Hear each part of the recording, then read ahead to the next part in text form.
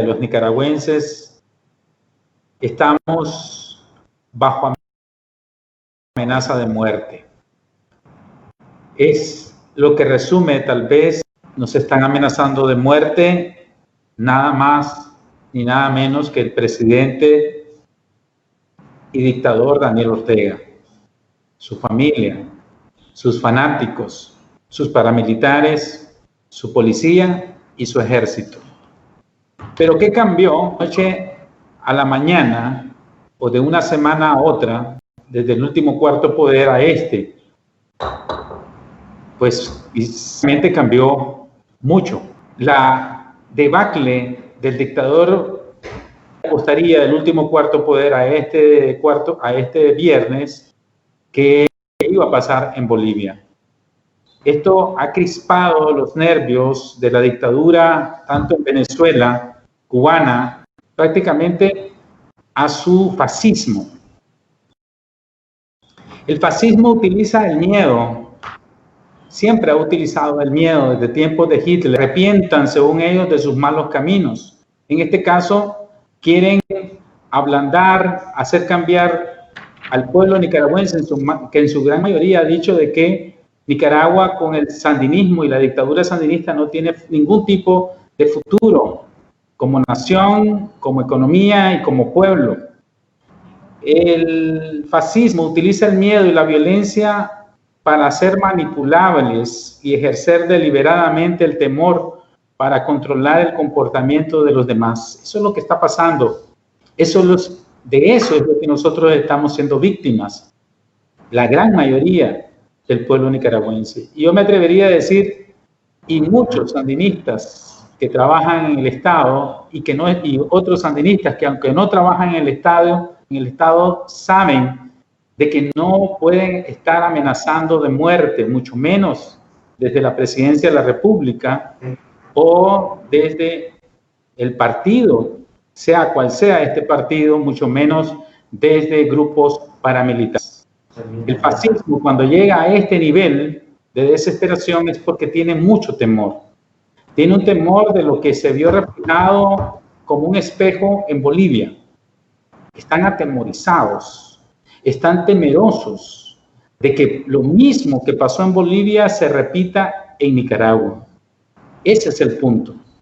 Ellos miran enemigos, conspiración y complot de todos lados, todo el tiempo. Y su única arma es amenazar de muerte para intimidar al pueblo. Un pueblo que está resistiendo en paz, pese a la brutal y cruel represión, pese a la brutal y cruel masacre de la que hemos y seguimos siendo víctimas. Un pueblo que está resistiendo cívicamente, un pueblo que se mete a las iglesias acuerpadas por los sacerdotes desarmados, un pueblo que se solidariza de forma desarmada y que está siendo apresada, aumentando los presos políticos. Todo eso es fascismo, y el fascismo está expresando en Nicaragua su más completa cobardía y miedo ante lo que ya ven algo inminente, como es la desaparición de su poder, porque no hay ningún Estado moderno, no hay ninguna democracia, no hay ninguna economía que sobreviva cuando se les acusa desde el gobierno, comenzando con el presidente y otros presidentes de la República y otros jefes de poderes del Estado, a los empresarios con agarrarlos a balazos, con confiscarlos y con echarlos presos.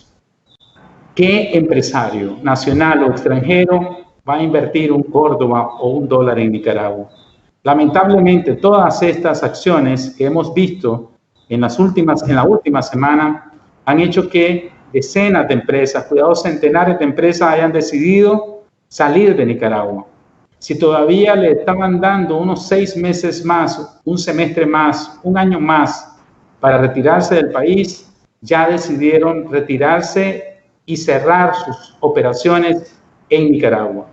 Solo nos quedaremos los nicaragüenses, las pocas empresas que van a estar amenazados de muerte. Nosotros, al igual que los diferentes gremios, la Alianza Cívica, la Unidad Nacional Azul y Blanco, el Foro de Medios Independientes, el COSET mismo, tenemos que responsabilizar ante todos los nicaragüenses y ante la comunidad internacional al dictador Daniel Ortega por cualquier cosa que le pase o que nos pase a nosotros y a nuestras familias, porque son tan cobardes que también amenazan a nuestras familias, a nuestras esposas, a nuestros hijos, a nuestros padres, a nuestros nietos. Responsabilizamos y tenemos que responsabilizar a este Estado fascista, sandinista, por esa amenaza de muerte con la que nos han puesto o nos ha puesto en la última semana. Y esa es la situación que estamos viviendo hoy los nicaragüenses. Y las cosas, Dios no quiera, porque el pueblo está resistiendo, pero en calma y con paciencia, con mucha valentía. Porque ante la amenaza de las armas, ante la amenaza de que tenemos armas y las vamos a ocupar, te vamos a perforar a balazos, el pueblo está desarmado. El pueblo solo tiene su decisión de cambiar y de resistir pacíficamente. Y está a la espera de que los dirigentes de la oposición se pongan de acuerdo para definir un plan de defensa que tiene que ser cívico y pacífico, porque el poder no está en las armas. Esto no es con armas, esto es con la mayoría. Si la mayoría dice no, y si la mayoría se paraliza, y si la mayoría nos ponemos de acuerdo para defendernos ante lo que ya son criminales y evidentes amenazas de muerte, esa mayoría es la que va a llevar y va a forjar el cambio de una manera cívica, pacífica y constitucional. En Bolivia, porque particularmente creí que íbamos a caer en el mismo guión de siempre. Bueno, pues entonces Evo Morales llamaba al diálogo, sentaban al diálogo. Primero, hubo una unión de la oposición casi inmediata en Bolivia. Todos los candidatos que iban corriendo, fue Evo Morales, se unieron en la protesta y unieron su criterio en de conocer los resultados de las elecciones. Eso fue vital. Eso desgraciadamente nosotros no lo logramos en el primer fraude de Ortega. Aquí en el primer fraude de Ortega, antes de pasar, no había pasado las 24 horas cuando ya un partido había llegado a reconocer al candidato Ortega antes de que terminara de contar el 10 o el 9% de los votos. En segundo lugar, eso hizo que todos los sectores salieran a la calle.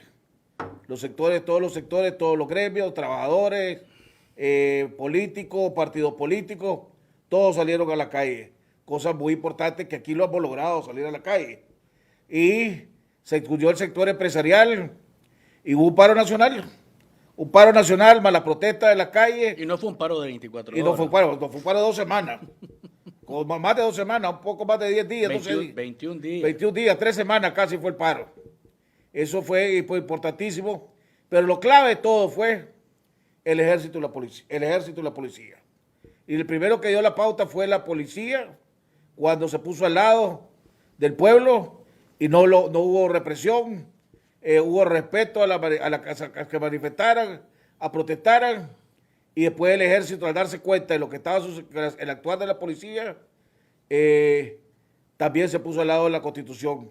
Tomando en cuenta también sí que en Venezuela, el ejército, en Bolivia, el ejército en el artículo 21, si no me equivoco, y lo estaba diciendo ayer el ministro del Interior en una entrevista que le hicieron a CNN, el artículo 21 del funcionamiento del ejército le permite en ciertas circunstancias aconsejar al presidente, y esa es la palabra, de qué es lo que más conviene.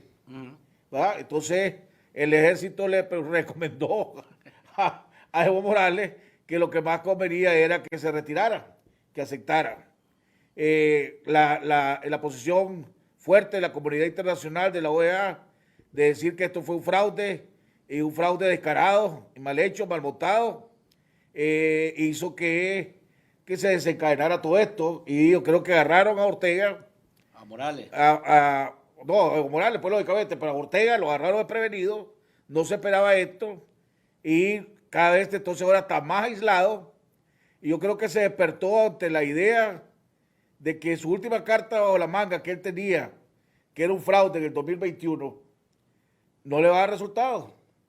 Ya desde entonces no le va a dar resultados, porque estoy seguro que todo el fraude que se montó en Venezuela y el fraude que se montó en Bolivia fue entrenado por los NICA, ¿verdad? El Consejo Supremo Electoral, y no le dio resultados. Y aparte de eso, mientras aquí estaban haciendo la payasada de una conferencia de prensa donde Ortega despotricó contra los Estados Unidos y despotricó contra la oposición y los amenazó a todos y prácticamente descartó, ya descartando que los procesos electorales puedan ser una respuesta, ¿verdad? El hermano mayor que le queda todavía a estos 2 o 3 sobrevivientes de la revolución bolivariana, que es Rusia, prácticamente reconoció al nuevo gobierno de Bolivia, dejándolo colgado de la brocha a Ortega. Hay problemas internos.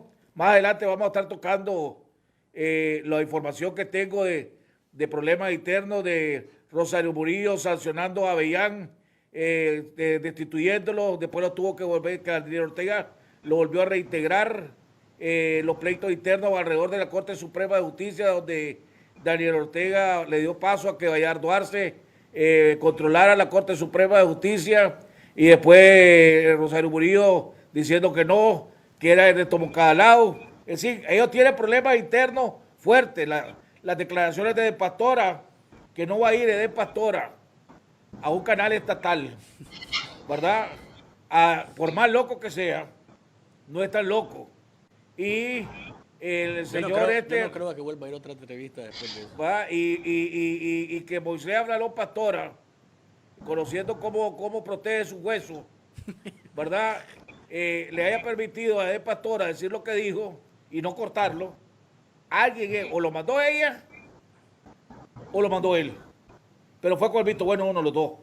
Eso hace ver, vamos a ver más adelante, vamos a analizar más adelante para no quitar mucho tiempo y darle paso a nuestro amigo Artoruño, que está en Masaya, tiene más información más cerca, ¿verdad? Es lo que está pasando, pero hay cosas interesantes, muy rápidas que están pasando, que nos vuelve a reafirmar que le vamos ganando y lo tenemos cada día más loco a esta dictadura. Don Aníbal, mencionaba a Miguel, mencionaba a Jaime, elementos que llevaron a Evo Morales a dimitir del cargo. Hablamos del paro, hablamos de la insurrección cívica, cierre de filas, hablamos de decirle no a una convocatoria de diálogo, ¿verdad? Porque parece que esa era una tabla de salvación que se le estaba presentando al estilo de Venezuela, al estilo de Nicaragua, a Morales para salir del atolladero. Estamos hablando también de un informe de la OEA que demuestra de manera clara un fraude monumental. Y digo monumental porque, como decía Jaime, al igual que en Nicaragua, en un centro de votación, el 100% de los votos para Evo Morales y ni un voto para la oposición. Esas cosas que solamente se habían visto en Nicaragua, pues, pero se repitió en Bolivia. Todos esos elementos lo obligan a dimitir. Y eso significa de pronto un brinco, como decimos en la comunicación y en el panorama. Y en Nicaragua la paranoia y el miedo y el pánico se hizo ver por todas partes. ¿De dónde nace, don Aníbal, esta intención de los Ortega Murillo de generar miedo? Porque eso es lo que pretenden con amenazar con armas y con amenazar con quemar empresas y con tomarse empresas. ¿Qué tan posible es que de pronto volvamos a ver a la gente reaccionar y decir que sí merecemos volver a las calles o no, y aprovechar este momento en el que miramos realmente una desesperación y lo que se demuestra es un miedo real de lo que está ocurriendo. Muchas gracias por la oportunidad y el espacio. Desde luego, un momento de nuevo reconfortante por la fuerza que ustedes, hermanos míos, nos dan a mi persona y a todos los periodistas que estamos luchando por la libertad de Nicaragua, por la libertad de expresión.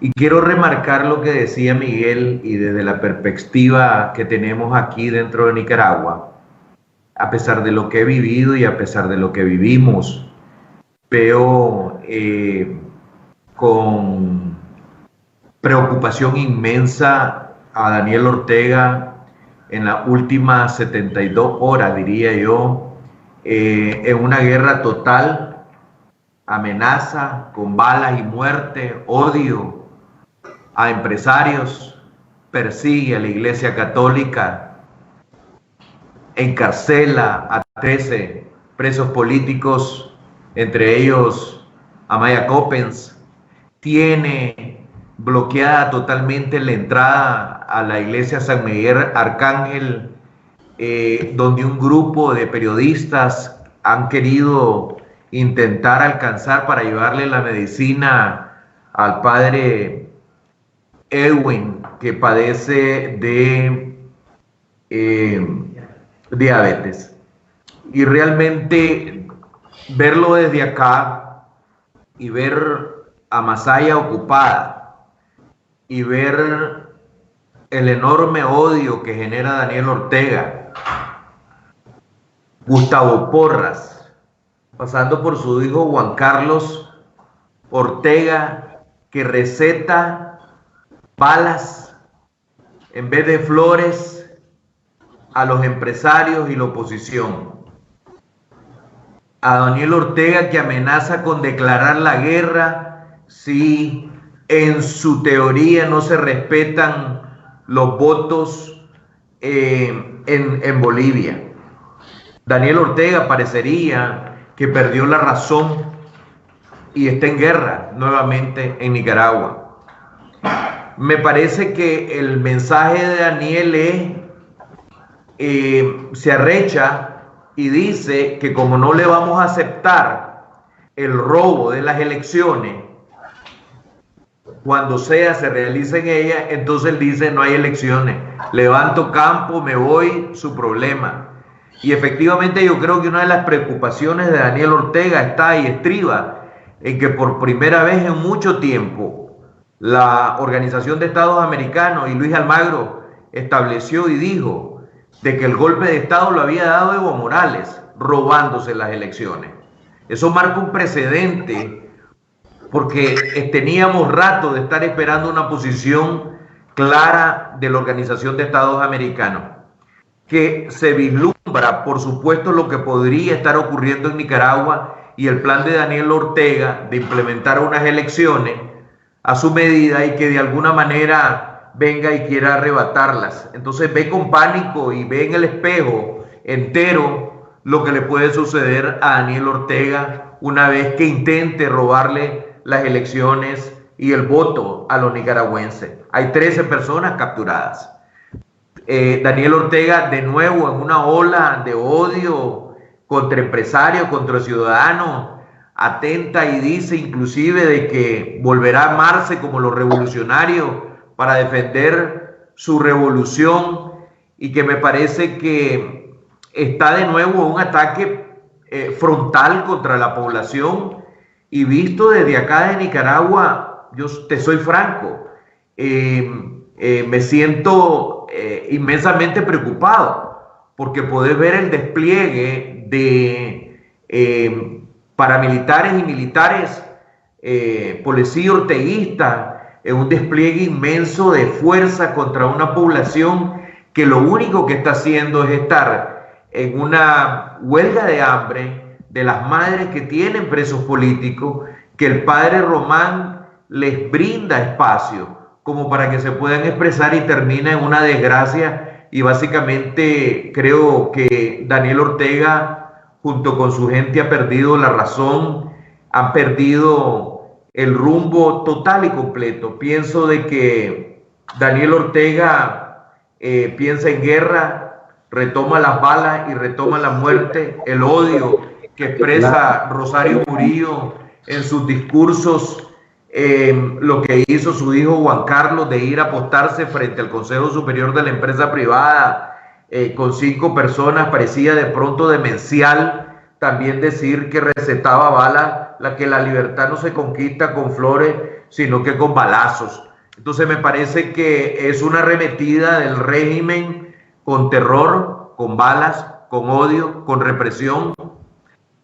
Hoy estuvieron asediados el Canal 10, Radio Corporación y otros medios de comunicación, y de nuevo podés ver el ejercer de un régimen desesperado, sin alternativa, sin opción, sin ser viable, arremetiendo básicamente contra la población. Y es lamentable lo que se puede ver, la población de Masaya totalmente asediada y sitiada por militares y paramilitares. Un video que impacta de paramilitares con pasamontañas amenazando de muerte a todos aquellos que intenten supuestamente arrebatarle el poder a Daniel Ortega. Estamos enfrente de una situación trascendental y que podría terminar, al final de cuentas, no quisiera, en más presos políticos y en más derramamientos de sangre. En Bolivia, mientras sucedían los hechos, hubieron 4 muertos, 4 o 3 muertos fueron los que habían, suman 10 probablemente una vez que los simpatizantes de Evo Morales decidieron atacar y vandalizar tiendas y mercados y empresa privada. Así que yo creo que Miguel lo describió perfectamente. Hay un ambiente de guerra, de represión acá en Nicaragua, y yo creo que vale la pena que desde este programa podamos levantar las alertas al mundo de lo que nos puede suceder o lo que pueda estar sucediendo. Inclusive amenazó a Estados Unidos y lo responsabilizó por lo que estaba pasando en Bolivia. Creo que Ortega y su dictadura ha perdido la razón y es sumamente peligroso la situación que estamos viviendo. Y cuando Miguel decía, y vos estás aquí en Nicaragua, nosotros estamos totalmente indefensos en nuestras casas, en los lugares donde estamos, y básicamente en cualquier momento se puede dar un derramamiento de sangre y un ataque a cualquier persona. Por lo tanto, lo que estamos viendo no tiene parangón, es una nueva oleada inmensamente violenta de Daniel Ortega contra la población, contra los campesinos, contra los ciudadanos, contra los estudiantes, contra las madres de los presos políticos que simple y sencillamente buscan una manera de poder protestar ante el mundo por lo que está haciendo la dictadura de Daniel Ortega. Miguel, bueno, no nos extraña ver a un Ortega acusando a Estados Unidos de mandar huracanes, de mandar cometas, meteoritos en contra de cualquiera de las dictaduras o de las tiranías que hay en América Latina, pues tomando en cuenta Venezuela, tomando en cuenta a Nicaragua, tomando en cuenta Cuba. Lamentablemente Argentina va para esa dirección también. México está en una posición demasiado incómoda con lo que ha ocurrido. López Obrador se ha tirado al lodo completamente al momento de romper con ese supuesto, con esa supuesta política de no intromisión y no intervención en las cosas de otros estados. López Obrador dice: aquí voy, no importa, aquí rompemos con esa tradición, tenemos que salvar, entre comillas, a Evo Morales. Pero bueno, voy al punto, Miguel. Porras, Roberto González salió como, no sé dónde salió Roberto González, con un bigote al estilo de Cantinflas, vociferando. Luis Barbosa indicando que están listos para matar y a tomarse presas y lo que sea. Aparecen unos paramilitares encapuchados que parece que son de los mismos que se van a esas concentraciones y se van para otro lado después a ponerse unas máscaras para que no los reconozcan. Después aparece Juan Carlos Ortega Murillo haciendo el ridículo, pero también recetando balas. Yo no sé si andaba bajo los drogados, yo creo que lo que yo puedo considerar que estaba bajo un somnífero. Hasta ahí, pues, lo que si andaba drogado, no, pues no me consta, pero sí, bajo los efectos de un somnífero, definitivamente que sí. Y en el caso de Ortega, Miguel, en el discurso en el que acusa a Estados Unidos de todo lo malo que le pueda pasar a él, a Evo Morales, a Nicolás Maduro y demás, hay un punto que lo mencionaba Jaime. dice, el proceso electoral va perdiendo legitimidad, se va perdiendo como la oportunidad de que los pueblos decidan su futuro. Y él dice que si eso ocurre, entonces el pueblo tiene derecho a tomar las armas para alcanzar el poder. Si nosotros volteamos esas palabras hacia los azul y blancos, pues lógicamente estaría justificada cualquier violencia de parte de los azul y blancos en contra de Ortega, que no respeta la voluntad popular, no la ha respetado antes y que no está en disposición de respetarla en el 2021. Hasta ahora, y digo hasta ahora, los azules y blancos no han querido, ni han pretendido, ni la violencia, y mucho menos las armas. Pero tomando en cuenta a Ortega, uno dice, viniendo de la invitación, tendría como justificarse después si acaso el pueblo pierde, que yo ninguno de nosotros está pensando en eso, pierde la paciencia y le dice, bueno, brother, si es por la fuerza, entonces nos vemos. Ninguna justificación para la violencia. Nicaragua y el pueblo nicaragüense, nosotros mismos. A mí me ha tocado vivir en 3 dictaduras. Desde muy jovencito, la primera, la segunda y esta tercera. Y he visto morir a mis compañeros, a mis hermanos de mi generación. Y no hay ninguna sustento para la violencia. Ellos están haciendo uso de la violencia y de la amenaza de muerte. Pero el pueblo de Nicaragua debe sostenerse en su actitud cívica y pacífica. ¿Por qué?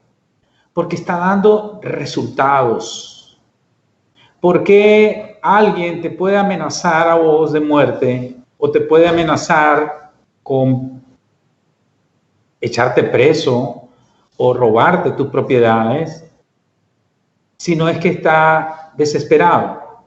El pueblo de Nicaragua no necesita recurrir a la violencia porque somos la mayoría del pueblo.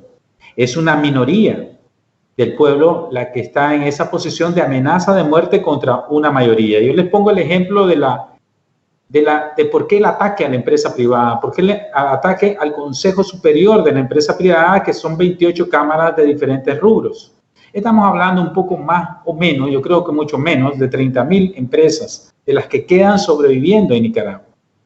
¿Por qué el ataque a sus propiedades? ¿Por qué se les acusa de evasión de impuestos? ¿Por qué se les acusa con confiscación? ¿Por qué se les amenaza con embargos por morosidad? ¿Por qué se les dice que quiebren sus empresas? Porque, en primer lugar, la empresa privada ha roto definitivamente con la dictadura. Y eso se comprueba en la amenaza directa y constante. Y no puede haber ningún país que esté bajo el sistema capitalista, y esto lo tenemos que decir. Nicaragua no está en un sistema comunista. Nicaragua no es socialista. Nicaragua siempre ha sido, es y será un sistema republicano con una economía capitalista dentro del ecosistema de nada más ni nada menos que la principal economía del mundo, del país más poderoso del mundo. Estamos a 2 horas de Miami, 2 horas y tantos minutos si el avión jala con más fuerza en altura crucero. El empresariado nicaragüense ha dicho que no está, y es lógico, no está de acuerdo con la represión, no está de acuerdo con la dictadura, porque hay un principio claro: no puede haber empresas exitosas en sociedades fracasadas. Y lamentablemente Nicaragua es un estado fallido. Nicaragua tiene una sociedad fracasada, porque tenemos un gobierno, una dictadura que no tiene moralidad ni legalidad y que no mueve a la confianza de los principales actores económicos, sociales, políticos, culturales, espirituales de una patria.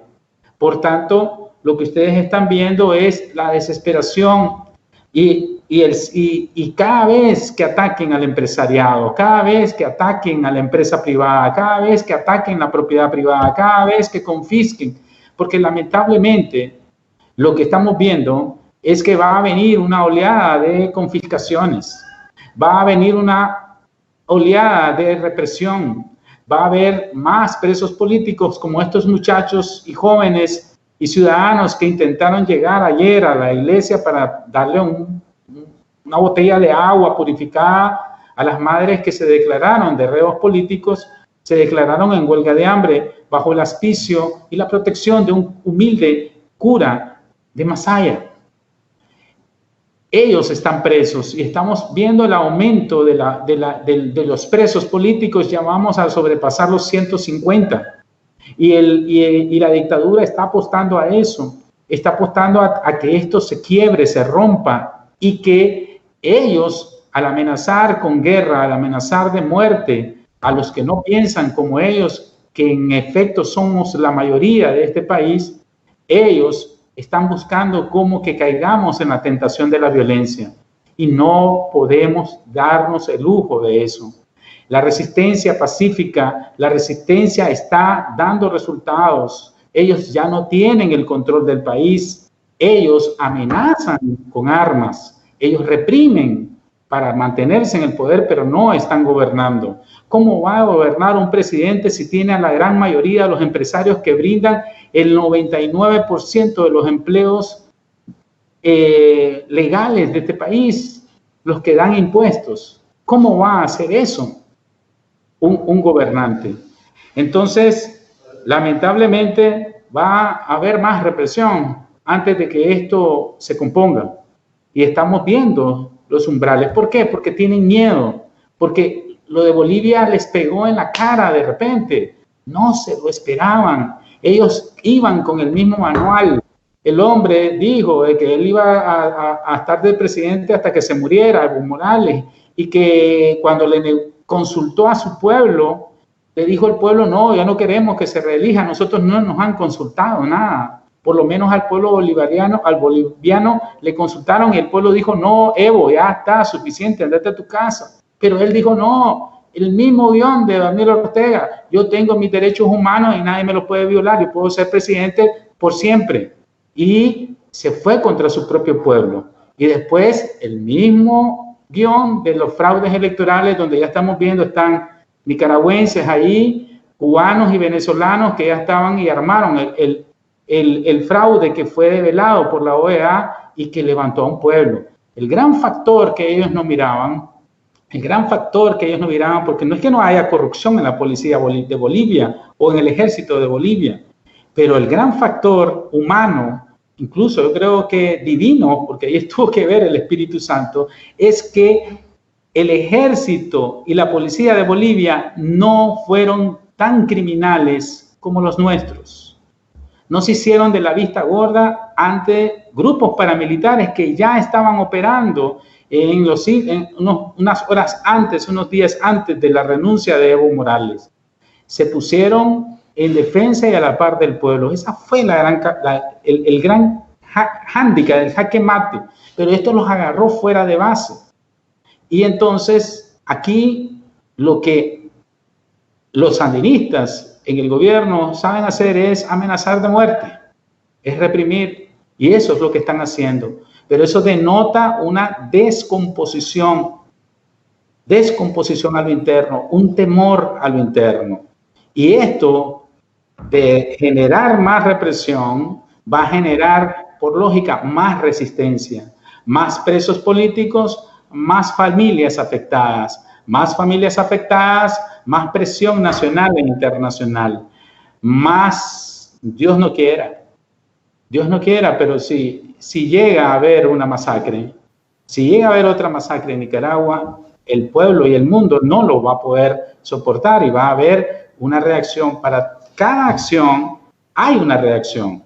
Entonces tenemos que tener mucho cuidado nosotros, inclusive en el momento de estar asusando o creer que como los otros tienen la violencia como argumento y como arma, nosotros también podemos caer en ese juego. Están decenas, centenares, cuidados, miles de vidas humanas y familias enteras que pueden perder la vida. Y no es la salida a la violencia.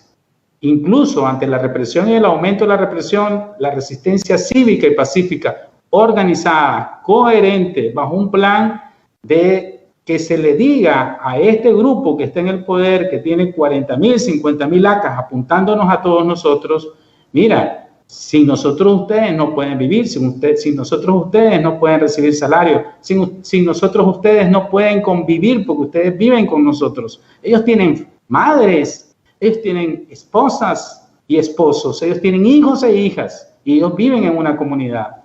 En todo caso, hay que tener mucha prudencia, mucha paciencia y mucha resistencia.